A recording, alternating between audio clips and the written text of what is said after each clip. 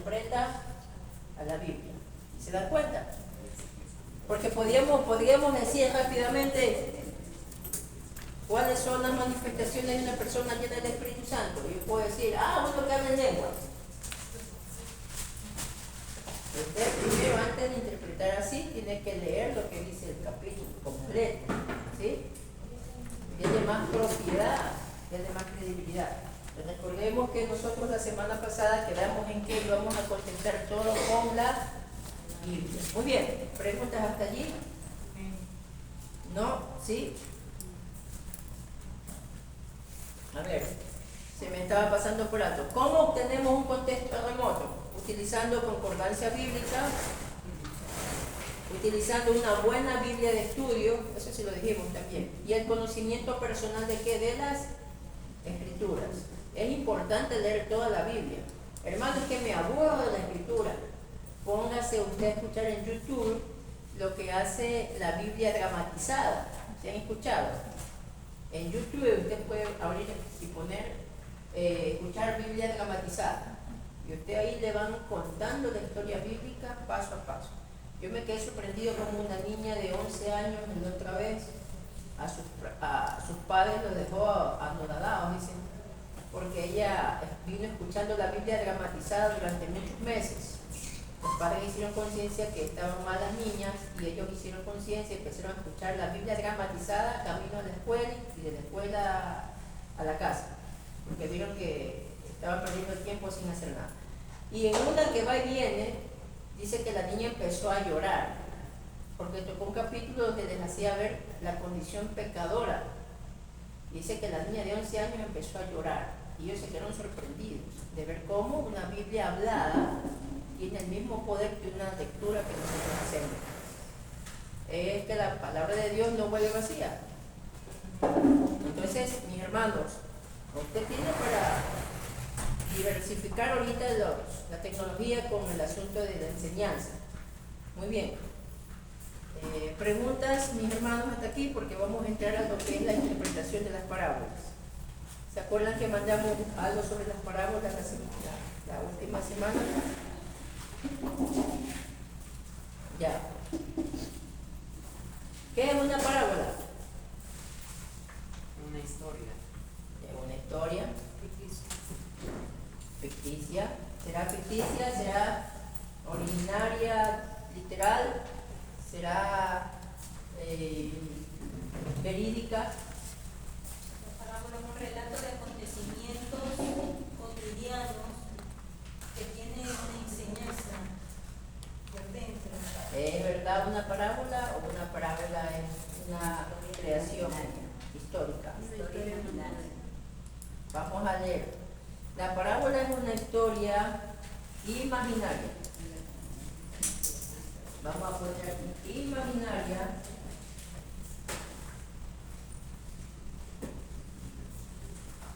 Construida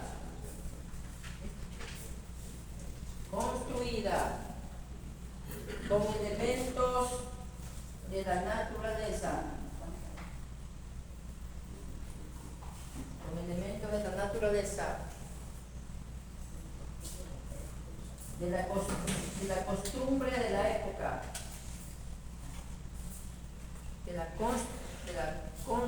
costumbre de la época, la costumbre de la época y del accionar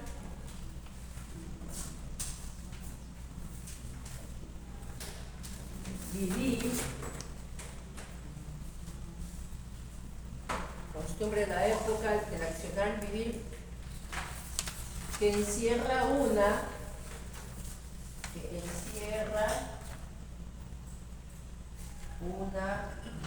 enseñanza.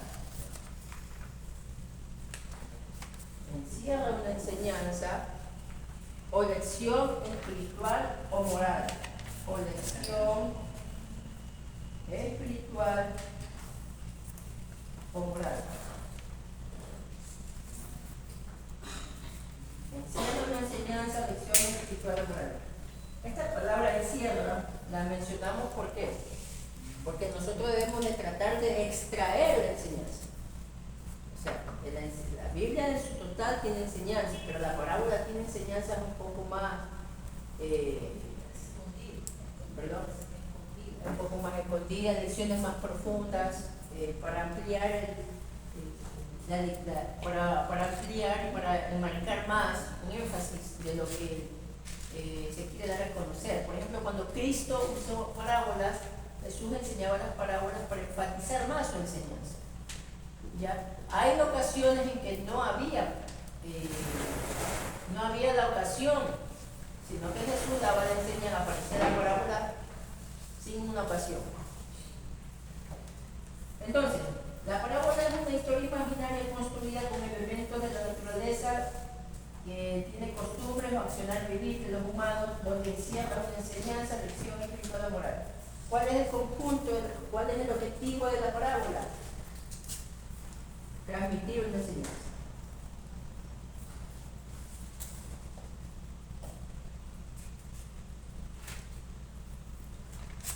Transmitir una enseñanza.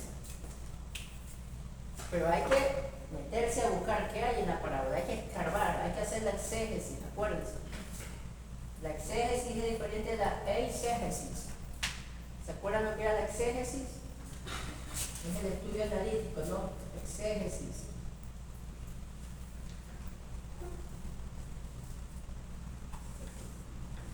La exégesis, mis amados hermanos, es la interpretación, lamentablemente la interpretación apresurada de lo que yo creo, lo que yo pienso, lo que yo digo. Pero la exégesis es la interpretación bíblica con previo, ¿qué cosa? Análisis.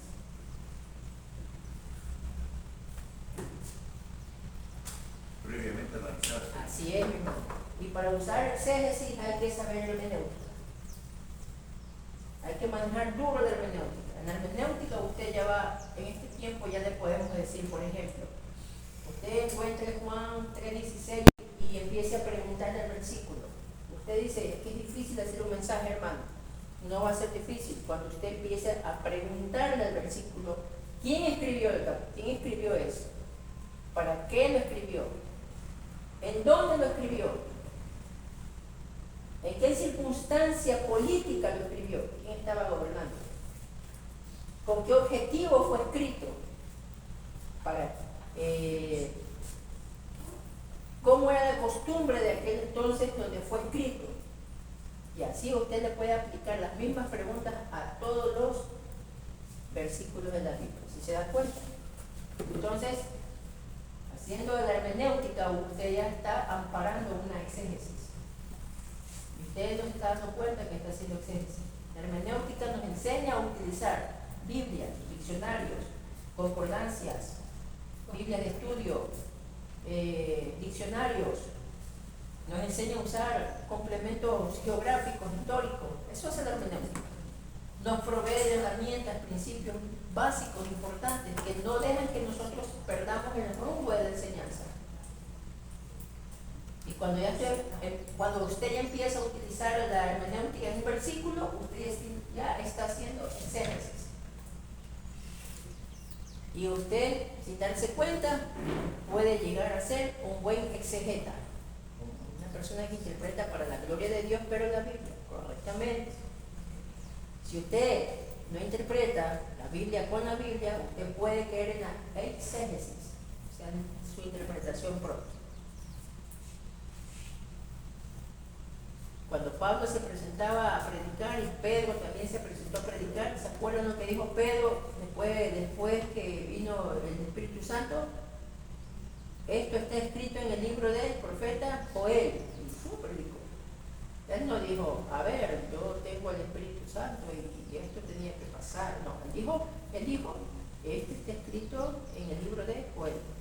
Pedro, cuando se presentó ante los gobernantes, ¿qué hizo? Predicó de la historia del pueblo de Israel. Felipe predicó. Jesús, cuando estuvo con los dos de Maús, ¿se acuerdan? Predicó. ¿Se dan cuenta cómo use Biblia para predicar la Biblia? Hay que usar, ¿no? Y eso es lo que al Señor le agrada. Lo demás no, secundario. Muy bien. La parábola se complementa de 3 puntos importantes, o está compuesta. Está compuesta de ocasión, ya tenemos ya, ocasión. Tenemos, ¿cuál es la otra? Narración. Y la última, conclusión, aplicación. Maestro de la parábola, Jesucristo. Bueno, Jesús era maestro de todo. Ustedes piensan, ¿cómo lo ven a Cristo? ¿Siempre serio? Cristo no fue siempre serio. No estoy diciendo que se portó como un payaso, nunca. Pero el Señor Jesucristo, cuando enseñó, Él utilizó ideas visuales. Cuando uno va a estudiar pedagogía cristiana o pedagogía secular, le dicen, usted tiene que aprender a utilizar los objetos visuales o las ideas visuales. ¿No es cierto? A los maestros que son maestros. Cristo usaba ideas visuales. Cristo usaba. ¿Se acuerdan la parábola del sembrador? El sembrador salió a sembrar. Y parte de la semilla cayó en espino, otro junto al camino, otro en piedra y otro en buen camino, en buena tierra. Ahí está, el Señor usando. Cuando Él dijo, mirad las aves del cielo, ahí está, miren las aves, ¿sí ven? Mirad los lirios del campo. El maestro de la palabra tiene que aprender a usar la visualización. Porque ya está redundante decir que por medio de lo que uno ve, aprende más a veces. ¿No es cierto? Sí, entonces, muy en cuenta en eso. ¿Qué es la ocasión? La parábola siempre tuvo una circunstancia o situación específica que motivó su narración por parte del Señor Jesús. Había una ocasión, había algo que motivaba a contar la parábola. Jesús no contaba la parábola de casualidad, algo lo empujaba a contar la parábola. Entonces, después que había la ocasión, Jesús empezaba su narración. Aquí se encuentra propiamente la narración parabólica o la historia parabólica con todos sus elementos impersonales. Jesús empieza a construir su historia con los elementos que le rodeaban de acuerdo a sus costumbres. La aplicación, después que el Señor narró la parábola, inmediatamente hizo la ¿qué cosa? Aplicación, aplicó a la vida de su enseñanza para los oyentes. Nota, hay casos de parábolas que no se consigna la ocasión ni tampoco la aplicación, pero son muy excepcionales. A veces no había ocasión, por eso que no va a encontrar usted eso. A ver, vamos a ver una historia rapidita. Lucas 18:9 y Lucas 18:14. Eso mandamos de análisis, creo, ¿no? No, a ver, Lucas 18:9 al 18:14. Alguien que lea, por favor. Son 5 versículos solamente.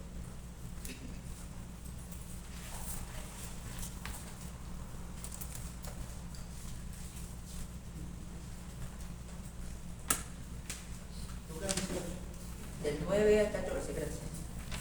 Para que se cumpla.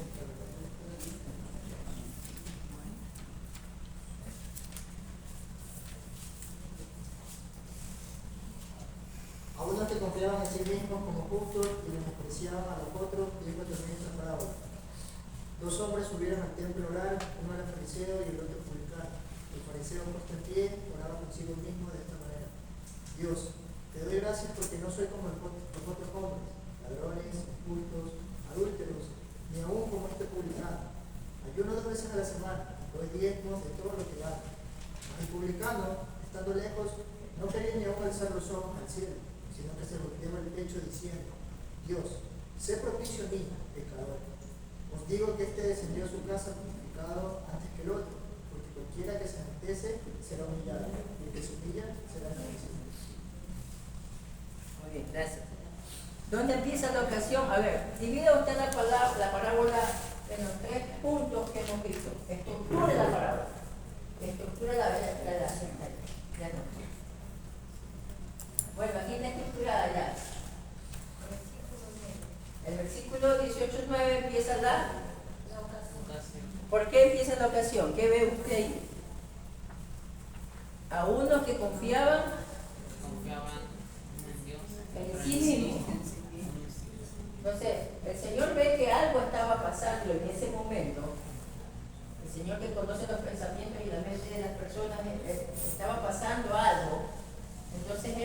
de ocasión hacerles ver que ellos estaban mal, equivocados. Entonces se presentó una ocasión. Cuando se presenta una ocasión, el Señor siempre transmitió una enseñanza, aprovechaba el momento. La narración de la parábola usted la ve, del 10 al 13, cuenta la historia. Y en el versículo 14 entra ¿qué cosa? La aplicación. ¿Sí se da cuenta?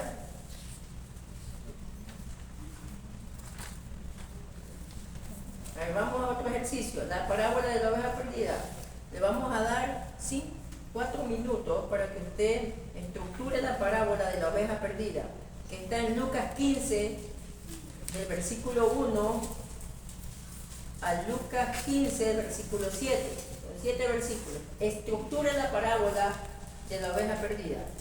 A ver, vamos a ver. Tiene 4 minutos le vamos a dar.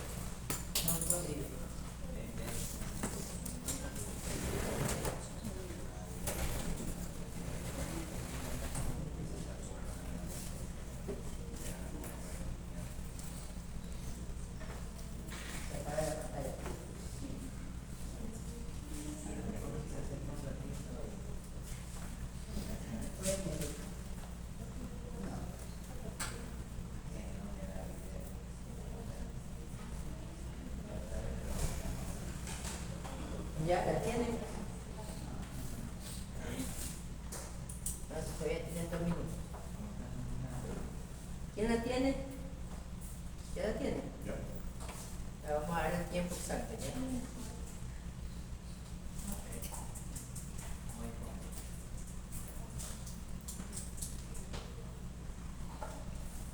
El material, por cierto, está subido también en el grupo para que lo puedan bajar. Ese material también lo vimos con nuestra hermana Viveca hace más de en el año 2003. Y ella también compartió las enseñanzas de seminario con Marquito y otros hermanos más aquí en seminario. Nuestra hermana Lourdes también compartió, por allí estaba. ¿Ya? Y en pedagogía didáctica, Dios mediante, vamos a ver muchas cosas que son buenas. Que tienen que ver el uso de títeres, el uso de muchas cosas, pero esa parte nos va a ayudar nuestra hermana Viveca, si yo Pero para eso vamos nosotros avanzando con lo que es hermenéutica y homilética. Si dominamos hermenéutica y homilética, mis hermanos, va a ser muy fácil comprender lo que es pedagogía. Muy bien, ya tienen ustedes la estructurada Lucas 15, del 1 al 7. Habla de la parábola la oveja perdida. ¿Dónde está la ocasión? Del 1 y 2. A ver, ¿quién dice 1 y 2? ¿Quién está mal? ¿Cuánto hay 1 y 2? 1 y 2.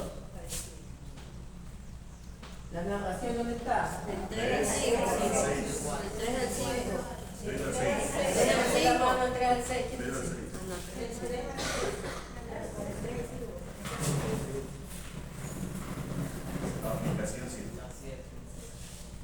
¿Ya? Ahí está, perfecto. Esa es la estructura de esta parábola. ¿Sí? Esa es la estructura de la parábola, mis hermanos. Efectivamente, está en la ocasión 1 y 2. Vamos a leer rapidito, lamentablemente no tenemos mucho tiempo. Está en Lucas 15. Perfecto, dice así.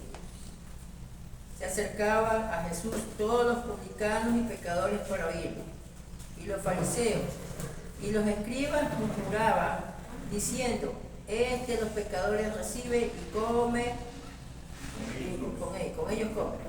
Ahí está la ocasión. Punto.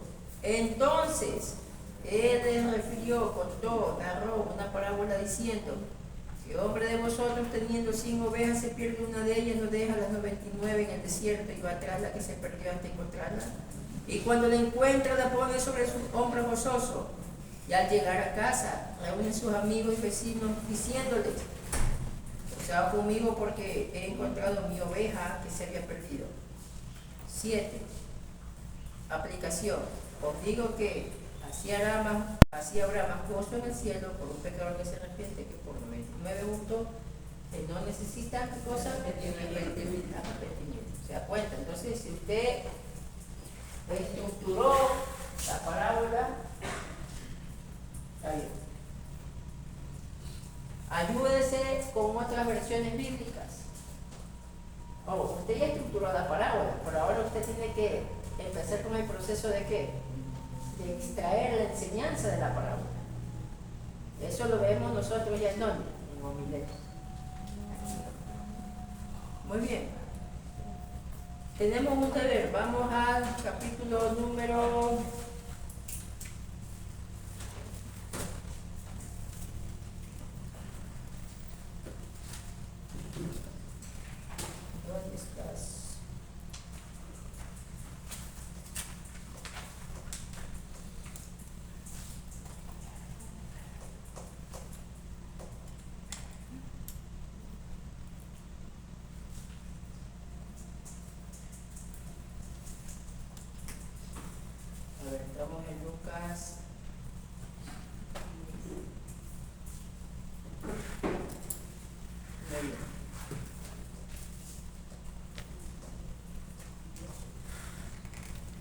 10, vamos, del 25 al 37, una parábola que usted ya la ha leído en muchas ocasiones. Lucas 10.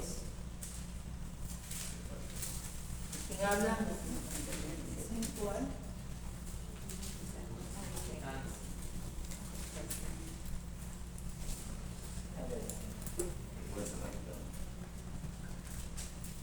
Del 25 al 37. Perfecto. Usted ya sabe la parábola, ¿no es cierto? Hace una pregunta el Señor. Esa pregunta está en versículo número 36. Preguntamos al auditorio aquí presente, según lo que Jesús dijo: ¿quién pues de estos tres te parece que fue el prójimo del que cayó en manos de los ladrones? ¿Quién es el prójimo de esta historia?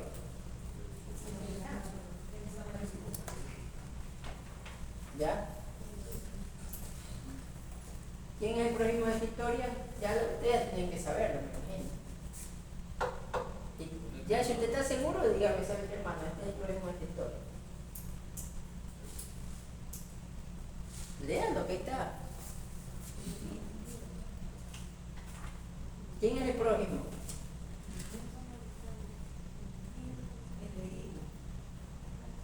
¿Será el herido? ¿Será el herido que es el prójimo de la historia? Sí,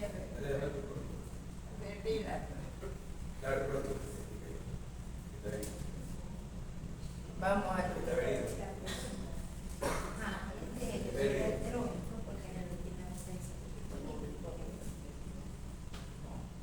pero él, queriendo justificarse a sí mismo, dijo Jesús: ¿quién es mi prójimo?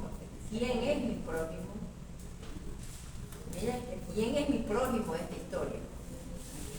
Pero él, queriendo justificarse a sí mismo, dijo: ¿quién es? Dijo Jesús: ¿y quién es mi prójimo? La misma pregunta a nosotros: ¿quién es mi prójimo? Aquí hay una enseñanza. Él está pidiendo la respuesta a Jesús: ¿quién es mi prójimo? Y Jesús le va a contar una parábola para enseñarle quién es el prójimo. Vamos en orden. Dice: respondiendo Jesús dijo: un hombre descendía de Jerusalén a Jericó.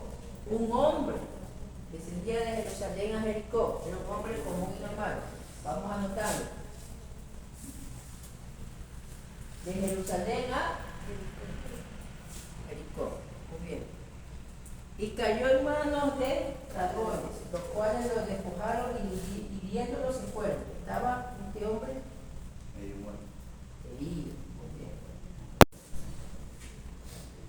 Aconteció que descendió un sacerdote,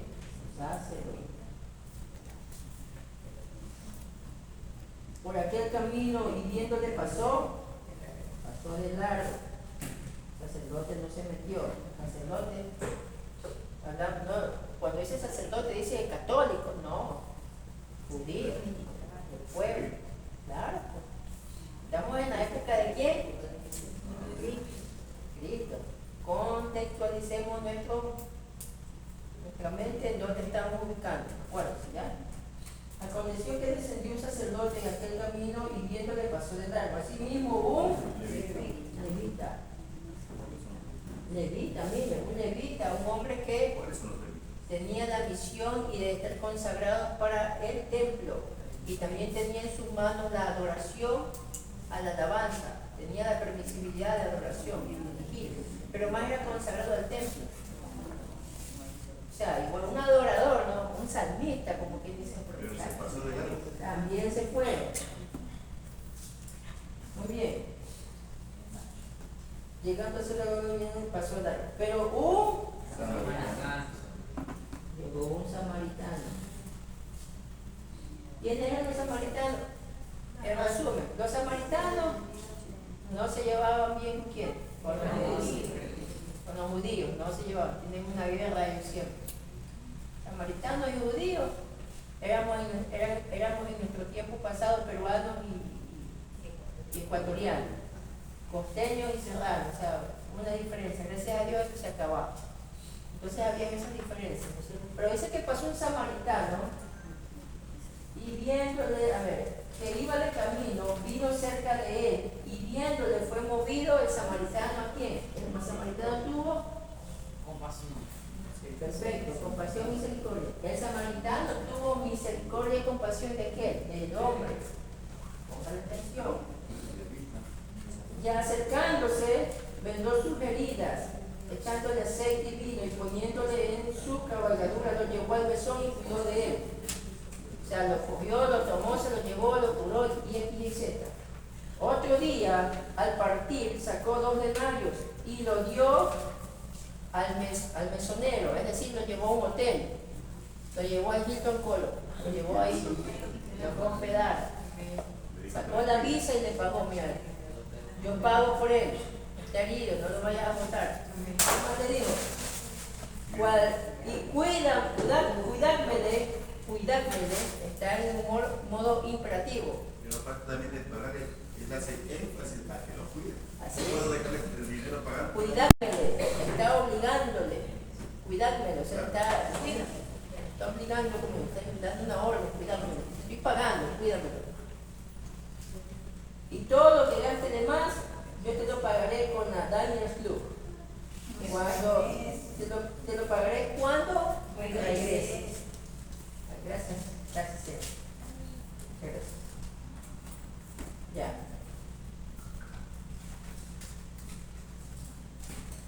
¿Dónde estaba? Regreso. El versículo 35. Otro día el partido sacó a versículo 36. Aquí viene la pregunta. ¿Quién fue de estos tres, te parece que fue el prójimo del que cayó en manos de los ladrones? ¿Quién de estos 3 te parece que fue el prójimo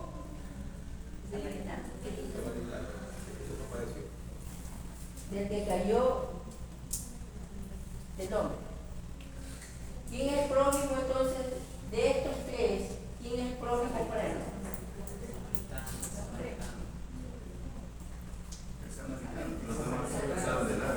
Muy bien. El samaritano es el prójimo. ¿Este es el prójimo para qué? ¿Comprendemos la idea? Se nos ha enseñado y dice, ¿quién es el prójimo de la historia? Espérense. ¿Quién fue de estos 3 te parece que fue el prójimo del que cayó en manos de los ladrones? El prójimo viene a ser quién? La pregunta viene más profunda. 37. Él le dijo, El que usó misericordia con él. ¿Quién usó misericordia con él? El samaritano. Entonces el prójimo es el perfecto. Hasta ahí vamos. Entonces Jesús le dijo, ve y haz tú lo mismo. Entonces la respuesta a nuestra pregunta del versículo número 26, 29, perdón. ¿Y quién es mi prójimo? ¿Quién es el prójimo de esta historia? Es la enseñanza moral o la enseñanza espiritual. El que tiene compasión, El que tiene compasión del por el necesitado, por el otro, cualquiera que sea. Entonces, ¿quién es el prójimo para los demás? Usted. Amén. Yo soy el prójimo de los demás. Amén. Una vez armó una controversia por esta enseñanza y dijeron, no, el prójimo es el otro. La Biblia nos está enseñando que el prójimo eres tú mismo. Amén. El que usó misericordia. Entonces, el que tiene que usar misericordia por eso. Yo soy el prójimo para los demás. Amarás a tu prójimo como a ti mismo. El Señor va más allá incluso. Si se dan cuenta. Cuidado, vamos a decir, ¿quién es el prójimo de esta historia? El hombre, cual interpretamos a la ligera y decimos, es el hombre que cayó. No, es el samaritano, es el samaritano. Y Jesús le dice, ve y haz lo mismo que hizo el samaritano. ¿Quién es el prójimo de esta historia? El samaritano. Ve y haz tú lo mismo que el samaritano. El samaritano de esta historia es el prójimo es el samaritano. Tú haz lo mismo. Tú tienes que ser el prójimo para los demás. ¿Sí? Esa es la enseñanza de hermenéutica, mis hermanos. No es fácil, porque cuando yo también cuando estuve así sentado escuchando la disertación, dije, ¿cómo la cosa? Yo pensé que el prójimo era el otro, el que estaba herido. Pero según el contexto bíblico, el Señor dice, ve y haz tú lo mismo que el samaritano. Amén. ¿Se dan cuenta? ¿Se dan cuenta, mis hermanos, cómo a veces si no empezamos en analizar correctamente, dedicarnos, solo dedicarse un poquito más, dedicarnos un poquito más, escarbar un poquito más, escarbar un poco más la escritura, hermano, hay una riqueza que uno a veces no comprende, no entiende, es tremendo. ¿Cómo interpretamos la parábola? Muchas gracias. Aquí estamos, ¿no?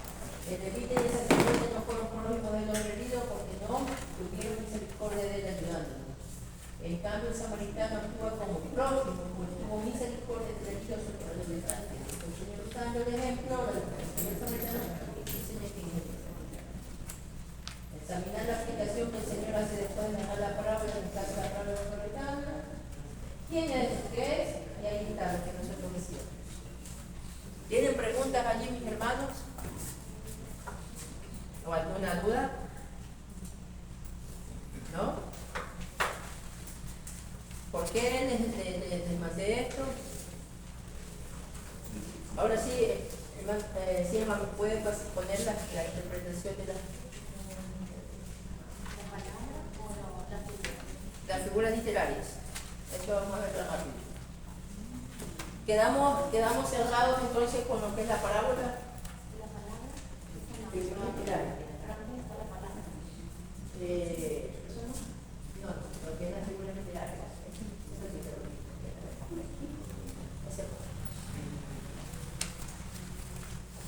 ¿Tenemos alguna duda con lo que es la interpretación? En la Biblia hay muchas parábolas. Les iba a preguntar, ¿solo el Señor Jesucristo dio parábolas? No, en la Biblia no. Por eso que está la parábola de la vasija, hasta la parábola cuando va Natán a enfrentar a quién, a David. Las higos, hay muchas parábolas. Pero todas encierran una enseñanza que nosotros debemos de sacarla para poder, ¿qué cosa? Transmitirla. La parábola es una historia imaginaria que nos transmite una enseñanza. Ahora, literaria. La Biblia como otro libro tiene figuras literarias. Hay el símil, la metáfora, hay mucho simbolismo, hay muchas cosas que nos van a ayudar y que debemos también saber interpretar cuando es literal y cuando es metafórico. O cuando no es metafórico puede ser una similitud. Eso le llaman el símil. Hay muchas cosas, hay mucha gramática. Debemos siempre aprender a respetar los puntos y los comas de cada versículo.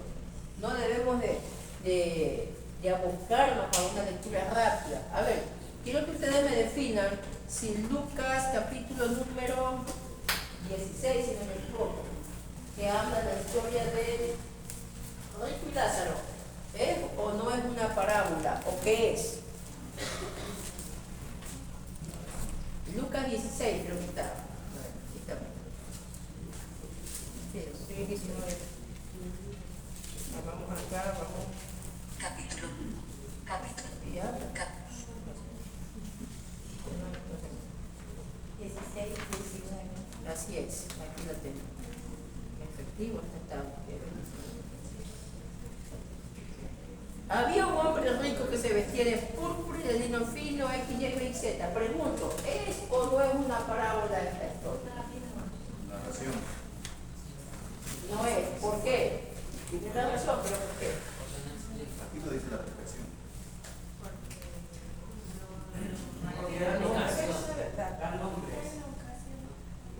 En una parábola, noten la diferencia, no hay nombres propios.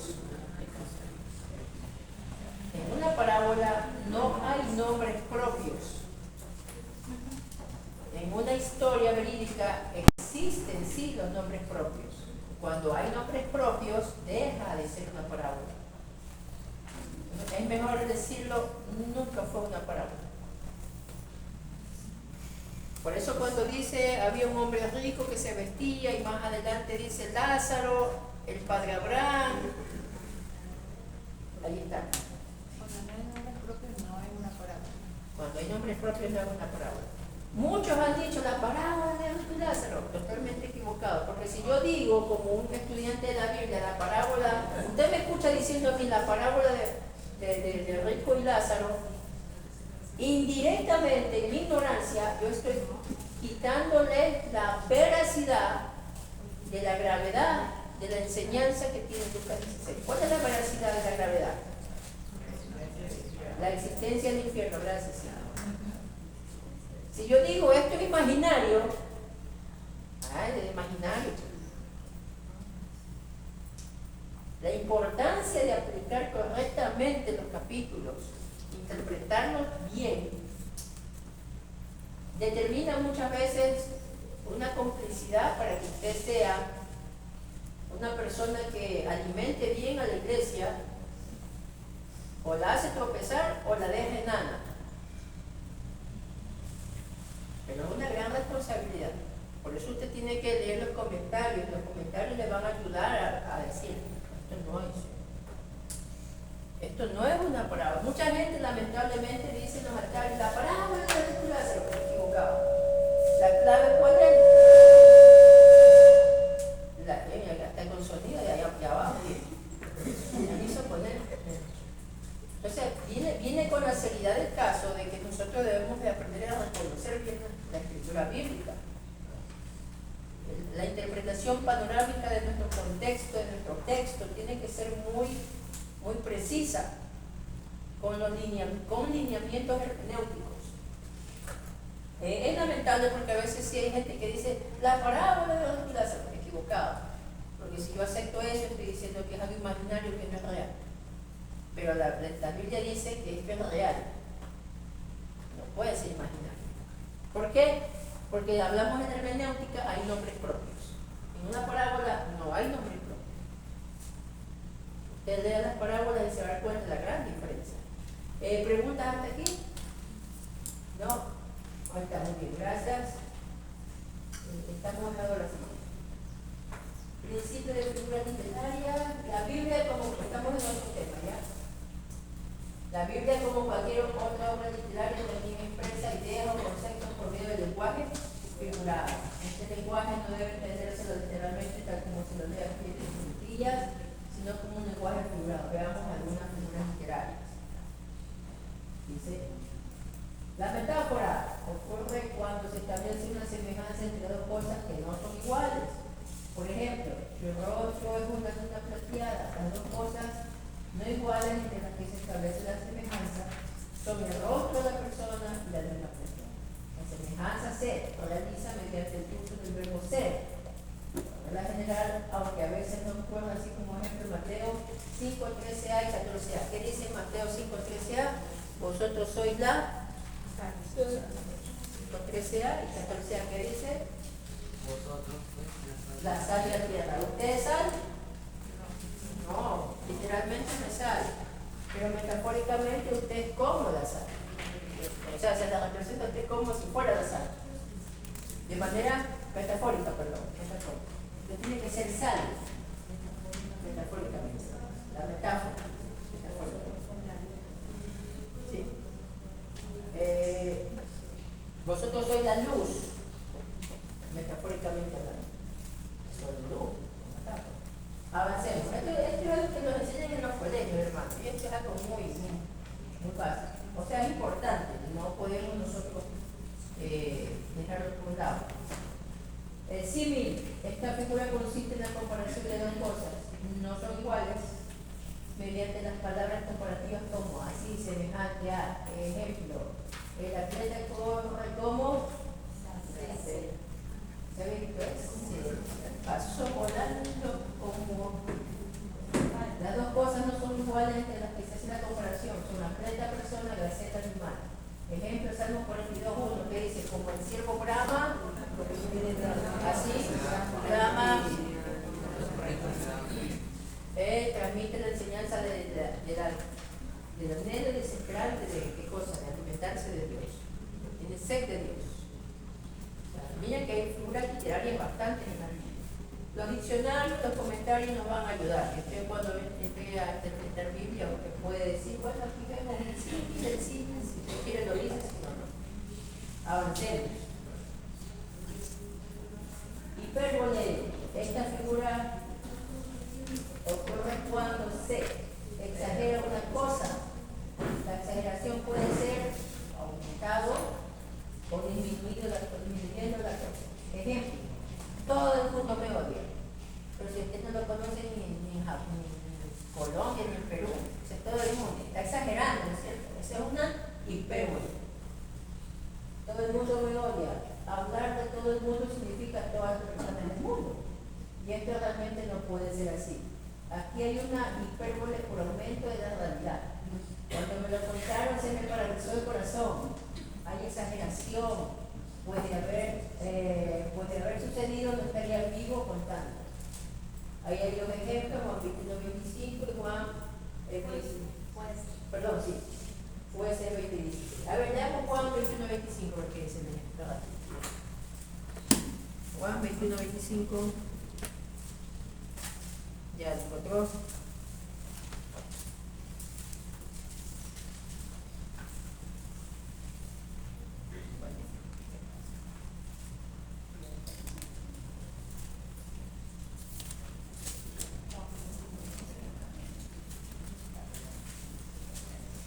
Y hay también otras muchas cosas que hizo Jesús, las cuales si se escribieran una por una, pienso que ni aún en el mundo cabrían los libros que se habrían de escribir. Pienso, no lo asegura diciendo Josué 20:16 no va. perdón, entonces hay un error. Esa es una hipérbole. Disculpe, hermana. Acá bien limpiado. Ya, entonces, mis hermanos, si ven, la exageración es una hipérbole. Una hipérbole. Sí, me paralizó el cuerpo, de la muerte. Se me paralizó hermano, es una hipérbole. Esas son formas expresivas de la predicación que usted ya va a poner más adelante. Personificación, la siguiente. Esta figura atribuye a las cosas inanimadas, que no se mueven, que no tienen vida, las características de acciones que son propias de las personas. Por Esta figura, lo que no es persona, se lo presenta como una persona ejemplo. La luna me sonríe a lo lejos. Excelente, la luna me sonríe. No, pero ella era mujer ahorita casi. La luna es alguien animado, no es una persona. Sin embargo, se la presenta aquí como una persona haciendo lo propio de una persona sonriendo. Este ejemplo, si quiero ver, en Isaías 55:12. A ver, vamos a ver, 55:12. Ya nos continuamos. 55:12.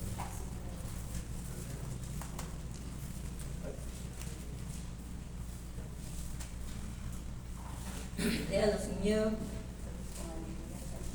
Porque no saldréis apresurados, ni iráis huyendo, porque Jehová irá delante de vosotros, y os congregará el Dios de Israel. Isaías 55:2. Porque con alegría saldréis y con paz seréis vueltos, no como los collados levantarán canción delante de vosotros. Y todos los árboles del campo darán palmadas. Palmadas, aplausos, los árboles. Y no aplauden, pero como cuando usted ve que está bien así. Y en lo personal, mis hermanos, cuando yo veo esa situación y si me acuerdo de este versículo, yo digo, Señor, tu creación te alaba. Amén. Porque la creación tiene vida. No una persona, pero tiene vida. Porque la creación, dice en Romanos, vive. Entonces, no son humanos, pero es como que si tuvieran ellos esa forma de agradecer al Señor tu creación te alaba. Los árboles. Bueno, avancemos con el otro. Antropomorfismo. Esta figura presenta a Dios con las características físicas del hombre. Además, presenta a Dios actuando, reaccionando, sintiendo como una persona humana. Ejemplo, en Éxodo 33, en Génesis 18, 20, 21, eso usted lo va a revisar en su casa, ¿ya? Aquí es donde nosotros encontramos dos términos importantes en la personificación del antropomorfismo, que se traduce en el contexto de la teología, ya, Cristofanía, y la otra es la teofanía. ¿Han escuchado estos términos? ¿Qué es la cristofanía? La manifestación de Cristo. Muy bien, la manifestación de Cristo en dónde? Para que sea una manifestación de Cristo, se llama el término cristofanía porque solo sucedía en el, así es, el Antiguo Testamento. Es una manifestación de Cristo en el Antiguo Testamento. ¿Se acuerdan ustedes cuando el ángel se le aparece a Josué? Ahí está. Yo he sido enviado, soy el general, y Z, la que es la atribución. Es un cristofanía. El ángel de Dios, Cristo. Pues es cuando le aparece también al nacimiento.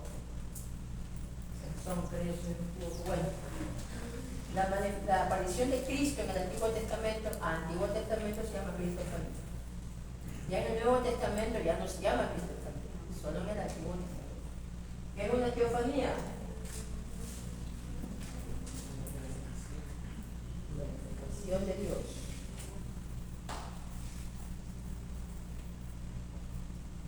También se la conoce más aplicativo en el Nuevo Testamento, pero más en el Antiguo. ¿Se acuerdan ustedes cuando Moisés estaba en el monte? Y ¡boom! ¿Se acuerdan ustedes cuando estaba la zarza? La zarza ardía y no se consumía.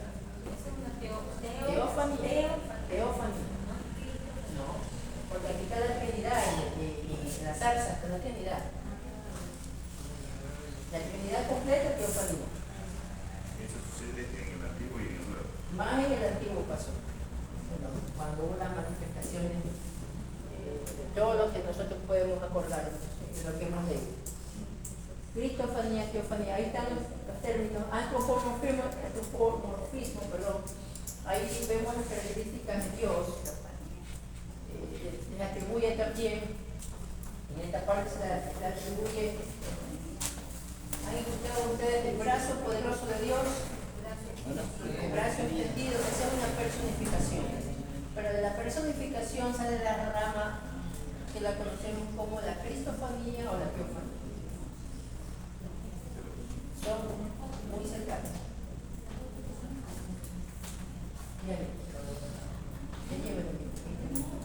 Muy bien, hasta aquí mis hermanos, terminamos. La próxima semana esperemos empezar con esta y estaríamos entrando ya a homilética la próxima parte.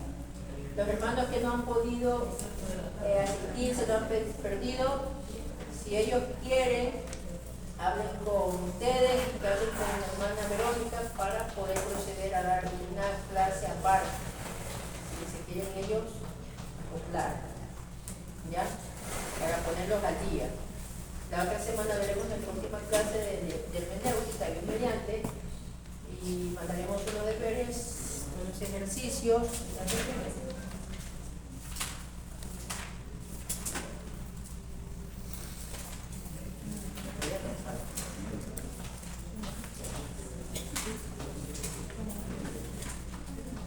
Bueno, todavía tenemos 2 clases más como hermenéutica. Estamos un poquito para que pueda centrarse bien la temática. Hasta ahí vamos a llegar en el día de hoy. En el Antiguo Testamento, cuando dice, y se apareció el ángel de Jehová, ¿cómo saber si era un ángel, una cristofanía o una teofanía? El ángel de Jehová solamente se refiere a Cristo. ¿Solo? A Cristo. El término ángel de Jehová solamente se le atribuye a Cristo. Y además en el libro de Apocalipsis hay una parte cuando le iba a Juan a adorar, dijo, no me adores, yo soy consiervo como tú. En el Antiguo Testamento Josué se le adora al ángel de Dios, al príncipe del ejército de Dios. Es el Cristo.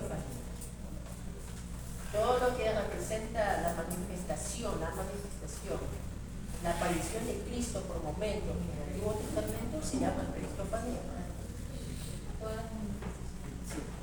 Una preguntita, cuando Moisés golpea la roca, cristofanía, ¿verdad? Es un simbolismo, pero más lo perjudica a Moisés es la ira. Porque no honró a Dios. No honró a Dios. Claro está que el 1 Corintios capítulo número 12 dice que la roca se movía con ellos, es verdad estaba. Pero más fue lo que le perjudicó a Moisés fue la ira. A veces por un momento de ira nosotros podemos cometer locuras, claro. No honrar a Dios. Dejarnos llevar por la ira no permite que nos honremos a Dios. Y si no honramos a Dios, nos puede dar consecuencias no solo a mi vida, sino que imagínense cómo Moisés tuvo que ver que su familia se separó de él. Oye, qué tremendo que Dios mismo le dijo, tú no vas a entrar. Pero tus hijos y los demás. Bueno, pues se ha enfrentado por otro lado, pero imagínese usted que el Señor le diga a usted, uno va a entrar a ese país, y todos se tienen que menos frutos. Vamos a orar para la próxima semana, anímenos por favor a que vengan. Vamos a orar, Señor, te damos gracias en el nombre de Jesús por este tiempo, Padre. Permítenos, Señor,